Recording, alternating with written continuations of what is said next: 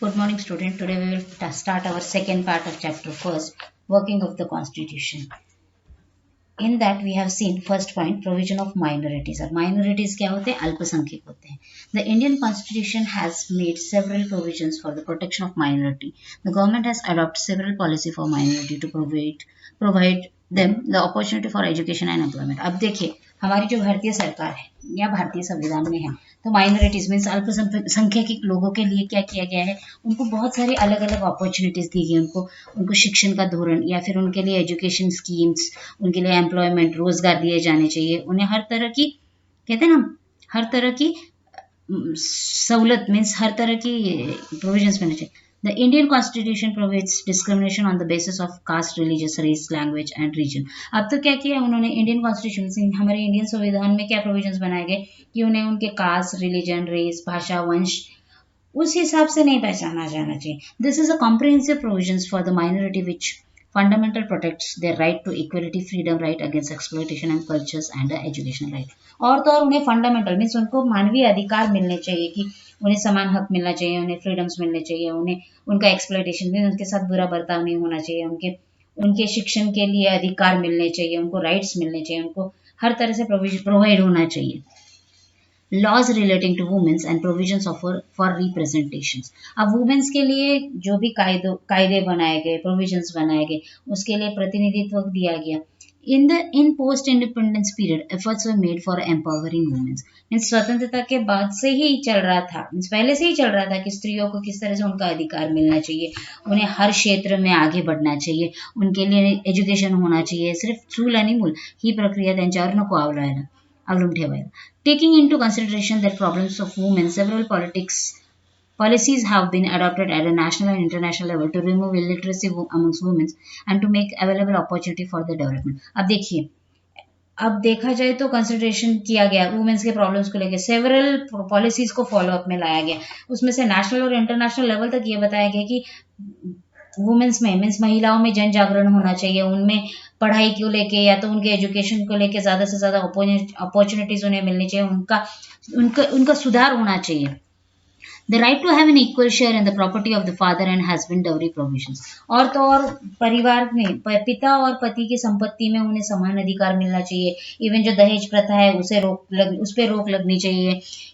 Against sexual harassment, domestic violence provisions act are some important provisions which create a favorable environment for a protection of freedoms of women and securing their development. और तो और देखिए महिलाओं में जन जागृत करने के लिए वायलेंस, डोमेस्टिक वायलेंस में घरेलू हिंसाचार से बचने के लिए, सेक्सुअल हैरेसमेंट, अगर एग्जांपल ले तो किसी ऑफिस में अगर महिला काम करती है तो उन्हें कम देखा जाता है या उन्हें उनके साथ बुरा बर्ताव किया जाता है. उन सब चीजों को रोकने के लिए, इवन वुमेन्स के प्रोटेक्शंस के लिए, उनकी परिपूर्णता के लिए, उनके परिपक्व के लिए या उस तरह का माहौल भी उन्हें मिलना चाहिए, उनकी सिक्योरिटी मिलनी चाहिए, उन्हें उस माहौल में फ्रीडम मिलना चाहिए. ये सारी चीजें हम हमारे वुमेन्स के प्रोविजन महिला हक में देखते हैं.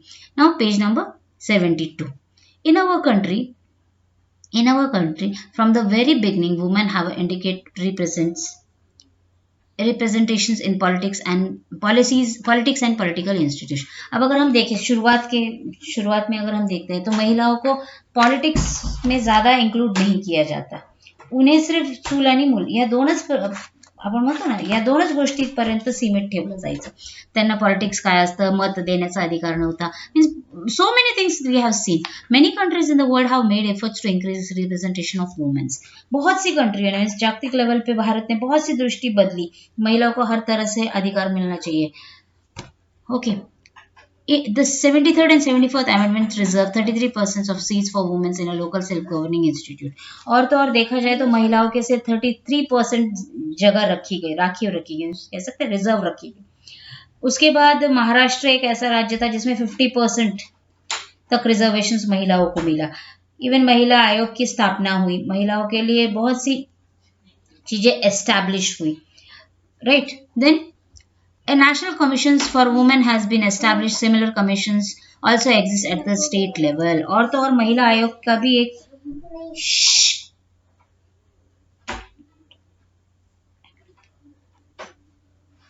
महिला आयोग की भी स्थापना की गई. घर की even what ever the things The Act for Protection of Women Against Domestic Violence is an important step in the direction of democracy. और महिला आयोग घरगुती हिंसाचार से के लिए संरक्षण मिलना चाहिए उन्हें, उसके लिए उनका कहते हैं ना, हम कह सकते हैं कि उन्हें पोषक माहौल मिलना चाहिए, उस तरफ भी उन्होंने कदम बढ़ाए.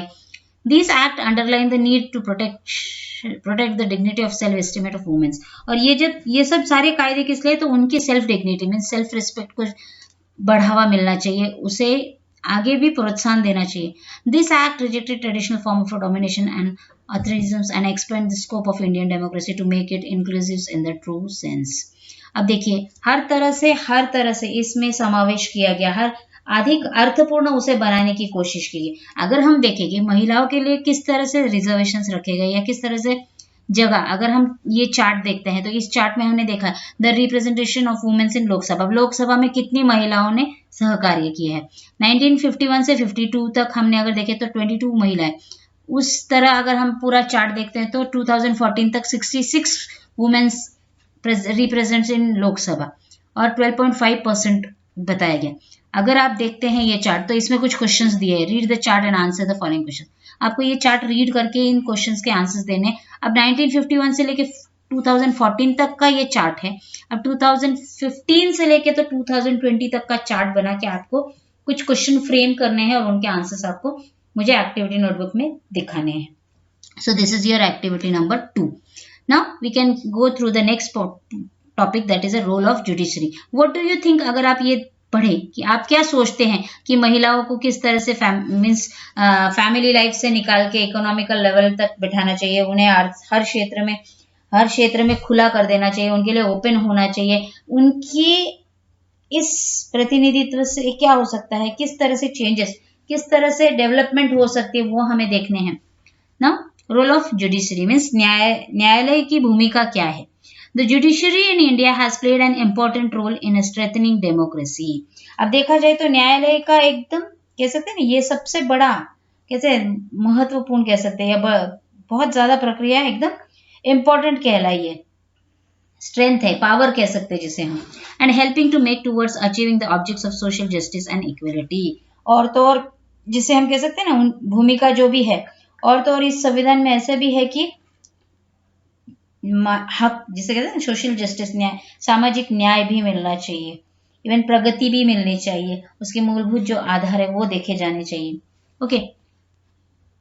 While interpreting the provisions of the Constitution, the judiciary has always taken in consideration the fundamental objects of the Constitution and also the intention of the Constitution maker. We will try to understand the contribution of the judiciary in the regarding with the help of the following points. अगर हम देखें तो उनके क्या क्या योगदान है, क्या क्या मुद्दे हैं, उन्होंने किस तरह से उसका आधार लिया है, किस तरह से उसे मीन्स कहते हैं ना संविधान के जो ऑब्जेक्टिव्स है उन्हें हेतु कैसे प्रदान किया है, किस तरह से न्यायालय का योगदान इसमें दिखाया गया है, वो सारी चीजें हम इसमें देखेंगे, संविधान में देखेंगे ना. Point number first, the basic frame work for the constitution. अब जो संविधान की मूलभूत चौकट है, मीन्स कह सकते हैं ना हम फ्रेम, पहले हम फ्रेम बनाते हैं उसके बाद उसमें सब कुछ इंक्लूड करते हैं, राइट. तो संविधान की जो फ्रेम है वो किस तरह से है, और वो एक कह सकते हैं ना एक डायनेमिक लिविंग डॉक्यूमेंट है, जिसे कह सकते हैं ना हम जीवंत दस्तावेज है. जो the constitution is a dynamic, it is a living document. The constitution has to change according to changing conditions and the parliament has a power to make those changes. अब देखिए जो भी संविधान है वो क्या है, हमारा जीवंत मीन्स जीवित दस्तावेज जिसे हम कह सकते हैं, वो उस तरह का स्वरूप है और परिस्थिति के अनुसार संविधान में बदलाव हम कर सकते हैं. जैसे कंडीशंस आएंगी उस तरह से उसमें चेंजेस आएंगे, लेकिन वो चेंजेस सिर्फ किसे मिलते हैं, वो चेंजेस संसद को ही अधिकार दिए जाते हैं कि किस तरह से चेंजेस करने हैं. बट वो चेंजेस करते वक्त ये हमें जानना चाहिए, मर्यादा रखनी चाहिए, या फिर ये हमें मालूम होना चाहिए कि उसके फ्रेम को धक्का ना लगे, जो भी उसका फ्रेम किया गया उसे धक्का ना पहुंचे. The judiciary has accept the power of the parliament to make changes in the constitution but at the same time specific the limit on the power. उन्हें कहते हैं ना मर्यादा तक ही चेंजेस कर सकते हैं, उससे ज्यादा वो चेंजेस उसमें ला नहीं सकते. Even the judiciary has taken a stand that the parliament while amending the constitution can't alter the basic structure of the constitution. और तो और उसके बेसिक जो भी स्ट्रक्चर है उसे वो चेंज नहीं कर सकते, उसके बदलाव हो सकता है बट जो उसकी फ्रेम है, कहते हैं जो चौखट है, उसे वो बदल नहीं सकते, उसे धक्का नहीं लगा सकते हैं, उसमें कोई चेंजेस, उसमें न्यायालय भूमिका ले सकता है।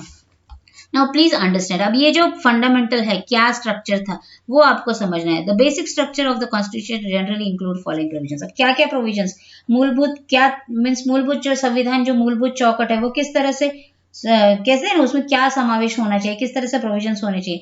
So first point is Republic and democratic form of government. अब गवर्नमेंट जो भी है, शासन जो प्रजासत्ताक कह सकते हैं या लोकशाही का स्वरूप कह सकते हैं जिसे, federal structure of the constitution. अब कॉन्स्टिट्यूशन संघ राज्यात्मक स्वरूप किस तरह से बनना चाहिए। Promotion of the unity and integrity of the nation, देश की एकात्मता किस तरह से होनी चाहिए। सोवर्जिनिटी ऑफ अ नेशन, देश का सार्वभौमिक तो किस तरह से होना चाहिए। Secularism and supremacy of the constitution, अब कॉन्स्टिट्यूशन की जो भी सर्वश्रेष्ठता या धर्मनिरपेक्षता है वो किस तरह से होनी चाहिए। Now point number 2, significant judicial decisions. अब महत्वपूर्ण निर्णय न्यायालय किस तरह से लेता है, क्या डिसीजंस लेता है, किस तरह के उनके महत्वपूर्ण निर्णय होते हैं, वो हम देखेंगे। The protection provides to the citizen by fundamental rights in the constitution has made more meaningful through various decision of judiciaries. अब देखिए, जो भी हक, नागरिक हक है, जो भी नागरिक का हक होता है, उसे किस तरह से अर्थपूर्ण दृष्टि से न्यायालय निर्णय देता है, वो इंपॉर्टेंट पार्ट है उसमें एक, right. Then some of the important subject on which court has given judgment including right of children's, protection of human rights, protection of the honor and dignity of the women। अब तो देखा जाए अगर उसमें न्याय किस तरह से दिया, किस इंपॉर्टेंट टॉपिक पे वो रिजल्ट दे रहे हैं या फिर निर्णय दे रहे हैं, तो बाल हक जिसे कह सकते हैं हम, चिल्ड्रन राइट्स कह सकते हैं, मानवीय हक जिसे हम कह सकते हैं, उसकी भी कहते हैं ना, मीन्स जपवणूक झाली पाहिजे मानवीय हक्काची, राइट्स मिलने चाहिए। देन वुमेन्स की डिग्निटी को ठेस नहीं पहुंचनी चाहिए, उनका सेल्फ एस्टिमेट रहना चाहिए। Then individual freedom and tribal empowerment, उन्हें व्यक्ति स्वतंत्रता मिलनी चाहिए। इवन जो ट्राइबल है, जो आदिवासी है, उनका समीकरण होना चाहिए, उन्हें भी उनके लिए भी हर एक इसमें समावेश होना चाहिए, हर टॉपिक में उन्हें समावेश, हर सब्जेक्ट में उन्हें इंक्लूड करना चाहिए। This efforts have made the political process in India more mature. और ये क्या हो सकता है, ये जो टॉपिक है ये भारत को और ज्यादा परिपक्व बना सकता है, उसे और ज्यादा डेवलप कर सकता है। This is the important to understand, democracy require good governance or best governing practice following are the features of the good governance. What should be done to bring good governance in the democracy? अगर democracy में हमें अच्छी सरकार लानी है, लोकशाही में अच्छा परिपक्व बनाना है, तो हमें किस तरह के चेंजेस, किस तरह की चीजों को इंक्लूड करना चाहिए। So we can see that accountable responsible government. अब उत्तरदायित्व कैसा मिलना चाहिए, किस तरह के जवाब, जो भी रिस्पॉन्सिबिलिटी या जवाबदारी है वो सरकार पे कैसे होनी चाहिए। इफेक्टिव एंड एफिशिएंट गवर्नमेंट, प्रभावी और कार्यक्षम सरकार किस तरह से बननी चाहिए। रिस्पॉन्सिव सरकार कैसे गवर्नमेंट कह सकते हैं, तो प्रतिसाद किस तरह से गवर्नमेंट का मिलना चाहिए, किस तरह के रिस्पॉन्स गवर्नमेंट देने चाहिए। Transparency in the working of the government जो भी काम करता है उसमें एक ट्रांसपेरेंसी मीन्स पारदर्शिता कह सकते हैं, मिरर की तरह क्लीन होना चाहिए। Just and all inclusive development, ये सारी न्याय और सर्वसमावेशक विकास होना चाहिए, एक तरह का ऑल इंक्लूड होना चाहिए। People participation in the governing and decision making process, और तो और जो भी शासकीय यंत्रणा है या फिर जो भी पॉलिटिकल डिसीजंस होते हैं उसमें लोगों का सहभाग होना चाहिए, उनके भी निर्णय प्रक्रिया को जानना चाहिए। Please understand, find out the judgment given by the Supreme Court on the above subjects in recent year. Discuss that. जो भी सुप्रीम कोर्ट ने दिया है हमें वो जानना है, तो ये आपको जस्ट अंडरस्टैंड करना है। In this chapter we took a review of the constitution. अभी इस पूरे चैप्टर में हमने हमारे संविधान के बारे में जाना है, कैसे उन्होंने बढ़ावा किया है, किस तरह से उसके बारे में नॉलेज मिली है। There are many challenges before Indian democracy. Indian democracy में संविधान जो भी है हमारा, शासन के जो भी धोरण है, कायदे हैं, उनमें कह सकते हैं ना पूरी तरह से उनकी जो समस्या है उसे किस तरह से उन्होंने जानने की कोशिश की है, किस तरह से उस पर रिजल्ट उन्होंने फॉलोअप में लाए हैं। There are several new problems conflicting us, बहुत सारे नए प्रॉब्लम्स भी उसमें दिखे हैं, नए क्वेश्चंस भी राइज अप हुए हैं। Then However, what is the important is that the people in the Indian have developed a democratic mindset. अब इंडियन पीपल की जो भी लोकशाही है, उनके किस तरह से जनमानस में आकर्ष मीन्स किस तरह से उन्होंने उसका कहते हैं डेवलप किया है, उनका माइंड सेट किया है, किस तरह से उन्होंने अपने दिमाग को उसमें सेट किया है। We will see in this our first chapter. In our second chapter we will see about the election process. अब election किस तरह से लिया जाता है, क्या क्या प्रोसेसिंग होती है, वह हम हमारे सेकेंड चैप्टर में पढ़ेंगे. Thank you. And your homework is frame 10 question on this topic.